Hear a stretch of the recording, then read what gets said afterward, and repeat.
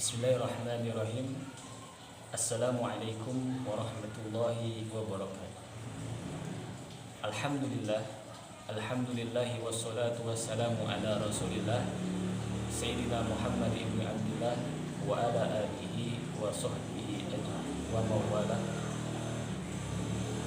Sahabat yang dirahmati oleh Allah, di zaman ini banyak orang bisa memberikan contoh, tapi dia tidak mampu menjadi contoh. Memberikan contoh itu adalah suatu hal yang mudah, tapi menjadi contoh adalah suatu hal yang sulit. Siapakah orang yang sangat sesuai, yang sangat cocok untuk kita jadikan contoh? Maka pasti jawabannya adalah Rasulullah dan para sahabatnya adalah orang-orang yang sangat pantas kita jadikan contoh.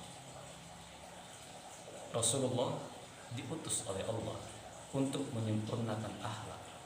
Innama bu'istu liutammima makarimal akhlak. Sungguhnya aku diutus untuk menyempurnakan akhlak. Begitupun para sahabatnya yang memiliki keimanan, ketakwaan yang begitu mulia, yang mana Rasulullah memerintahkan kepada kita untuk mengikuti mereka. Ashabi kan nujumi kullama ihtadaitu ihtadaitu. Sahabat-sahabatku laksana bintang. Tatkala kalian mengikuti di antara mereka, maka kalian akan mendapatkan petunjuk. Begitupun para sahabat memiliki kecintaan yang sudah tidak diragukan lagi. Kecintaan kepada Nabi yang begitu besar. Ada suatu kisah ketika para sahabat dan Rasulullah pulang kembali setelah melaksanakan perang Uhud. Kembali sampai di Madinah, bertemulah dengan seorang perempuan. Perempuan itu bertanya kepada para sahabat, bagaimana keadaan suami, anak dan ayahku? Para sahabat menjawab, mereka semua telah mati syahid di medan perang. Perempuan itu mengatakan, inna lillahi wa inna ilaihi raji'un. Lalu bagaimana keadaan Rasulullah? Kata para sahabat, Rasulullah dalam keadaan baik-baik saja, beliau sehat. Kalau begitu, bawa aku ke hadapan Rasulullah, kata perempuan itu. Sampai hadapan Rasulullah, perempuan itu mengatakan, ya Rasulullah, semua musibah selama tidak mengenai engkau, selama tidak menimpa engkau, itu adalah musibah yang sangat kecil. Ini merupakan bukti cinta yang dimiliki oleh sahabat.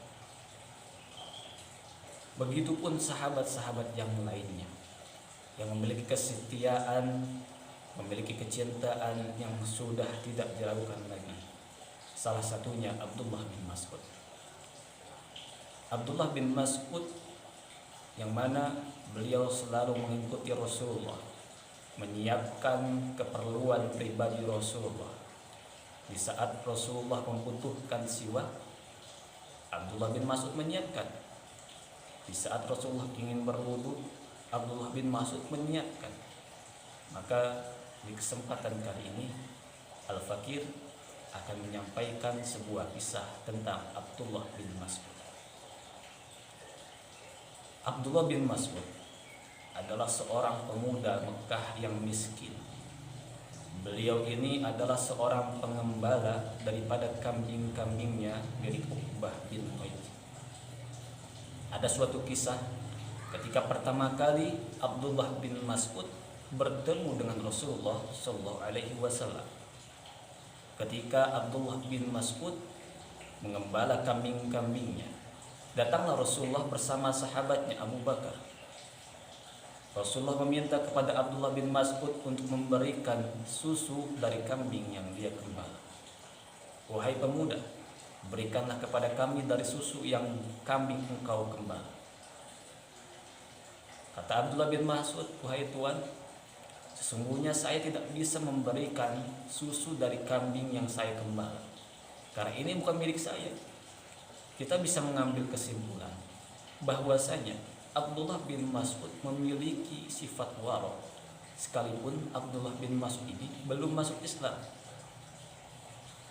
Kata Rasulullah, baiklah, tunjuk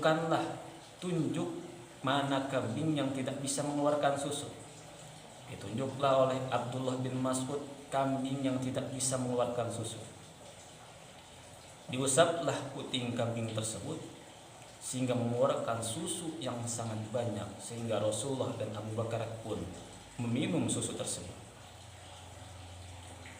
Melihat kejadian tersebut, melihat mukjizat tersebut, Abdullah bin Mas'ud tercengang, terkejut. Bagaimana mungkin kambing yang selama ini tidak bisa mengeluarkan susu mampu mengeluarkan susu? Sehingga Abdullah bin Mas'ud pun penasaran, ingin diajari. Wahai Tuhan, ajarkanlah kepada saya apa yang kau lakukan tadi. Lalu kata Rasulullah, wahai pemuda, innaka rajulun mu'allam, sesungguhnya engkau adalah pemuda, seseorang lelaki yang terpelajar. Dari kata-kata Rasulullah ini, dari sabda Rasulullah ini merupakan doa bagi Abdullah bin Mas'ud. Sehingga Abdullah bin Mas'ud memiliki keinginan mempelajari apa yang disampaikan oleh Rasulullah SAW. Sehingga Abdullah bin Mas'ud masuk ke dalam agamanya Allah Subhanahu wa Ta'ala. Ada suatu kisah keberanian tentang Abdullah bin Mas'ud. Suatu ketika para sahabat berkumpul, mereka membicarakan bahwasanya tidak ada di antara mereka yang berani menyampaikan Al-Quran di depan kafir Quraisy. Lalu siapakah di antara kami yang bisa menyampaikan Al-Quran di depan mereka, kata para sahabat. Mungkin boleh jadi kalau kita baca Quran di depan mereka, mereka akan masuk Islam. Kata Abdullah bin Mas'ud, saya yang akan menyampaikan Al-Quran di depan mereka. Kata para sahabat, jangan. Kami ingin pemuda yang kuat, memiliki kaum yang kuat, sehingga ketika dia disakiti akan ada yang membela. Apa kata Abdullah bin Mas'ud? Kata Abdullah bin Mas'ud, nanti Allah yang akan membantu saya. Ini merupakan keimanan yang dimiliki oleh Abdullah bin Mas'ud, yang mana sebelum datangnya Islam, sebelum datangnya iman kepada Abdullah bin Mas'ud, Abdullah bin Mas'ud sama sekali tidak berani menatap wajah-wajah pembesar kafir Quraisy. Tetapi ketika setelah Islam datang, iman datang kepada Abdullah bin Mas'ud, sehingga Ibnu Mas'ud menjadi orang yang sangat pemberani. Datanglah Ibnu Mas'ud ke hadapan para pembesar kafir Quraisy, membacakan surat Ar-Rahman. Ar-Rahman 'allama al-Qur'an, khalaqal insan. Dibaca di depan pembesar-pembesar kafir Quraisy, di depan Abu Jahal, Abu Lahab, dan pembesar kafir Quraisy yang lainnya. Sehingga karena perbuatan Ibnu Mas'ud tersebut, Ibnu Mas'ud dipukuli oleh kafir Quraisy hingga babak belur. Datanglah Ibnu Mas'ud ke hadapan para sahabat pun mengatakan, inilah yang kami khawatirkan kepada engkau wahai Ibnu Mas'ud. Kami khawatir engkau babak belur, kami khawatir engkau celaka, makanya kami melarang. Apa kata Ibnu Mas'ud? Kalau mau saya datang lagi besok, saya baca Al-Quran lebih keras di depan mereka. Ini merupakan bukti daripada keberanian Ibnu Mas'ud. Padahal diriwayatkan bahwasanya Ibnu Mas'ud memiliki tubuh yang sangat kecil. Diriwayatkan kalau para sahabat duduk, Ibnu Mas'ud berdiri itu tingginya sama rata.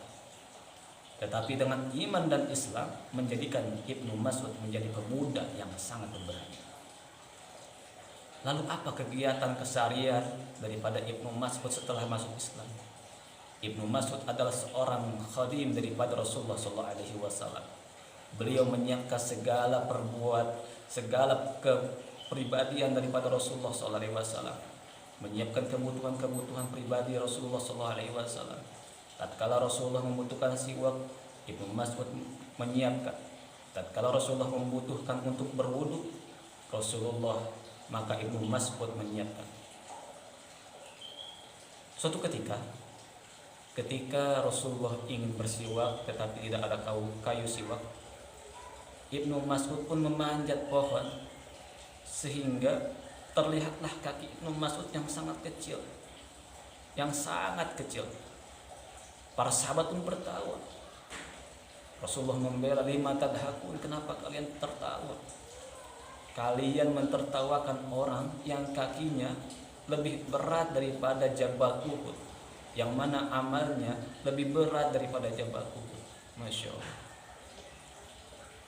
Tidak hanya tentang kemuliaannya yang selalu membantu Rasulullah, tetapi kemuliaannya dari segi kecerdasannya.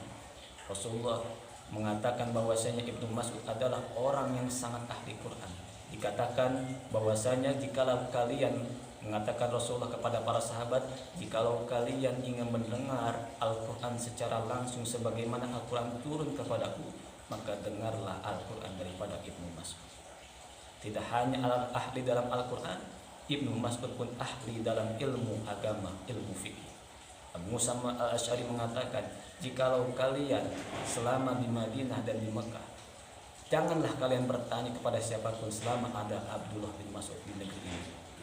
Mudah-mudahan kita semua dapat meneladani daripada akhlak-akhlak yang dimiliki oleh para sahabat, akhlak-akhlak yang dimiliki oleh orang-orang yang mulia. Amin amin ya rabbal alamin. Wallahu waliyut taufiq ila aqwamit thoriq. Wassalamualaikum warahmatullahi wabarakatuh.